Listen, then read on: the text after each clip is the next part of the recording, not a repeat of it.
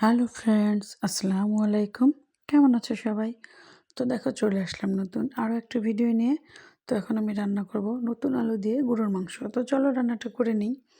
দেখো, কড়াতে পেঁয়াজ মরিচ দিয়ে দিয়েছি। এবার এটাকে একটু নেড়ে ছেড়ে এর মধ্যে দিয়ে দিব লবণ। তারপর এটাকে একটু সুন্দর মতো ভেজে নিয়ে এর মধ্যে দিয়ে দিব আগে থেকে বেটে রাখা আদা রসুন জিরে। এবার এভাবে এটাকে বেশ কিছুক্ষণ কষে নেব।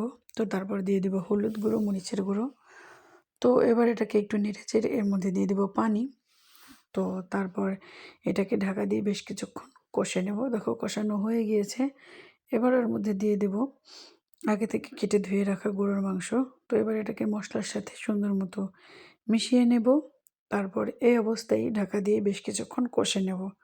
তো দেখো, কষানো হয়ে গিয়েছে। এবার এর মধ্যে পানি দিয়ে নেড়ে চেড়ে আলু দিয়ে সুন্দর মতো ঢাকা দিয়ে আবারও বেশ কিছুক্ষণ কষে নেব, কারণ এটা সিদ্ধ হতে বেশি সময় লাগে। তো দেখো, এই তো কষানো হয়ে গিয়েছে। তো এবার এটাকে আরও কিছুক্ষণ নেড়ে চেড়ে এর মধ্যে দিয়ে দেব ঝোলের পানি।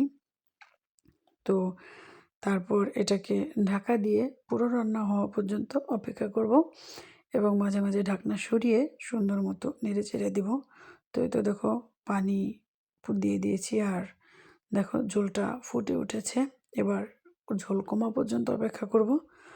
তো দেখো, আমার রান্নাটা হয়ে গিয়েছে। এবার গরম মশলা দিয়ে নামিয়ে নিলেই রেডি আমার নতুন আলু দিয়ে গরুর মাংস।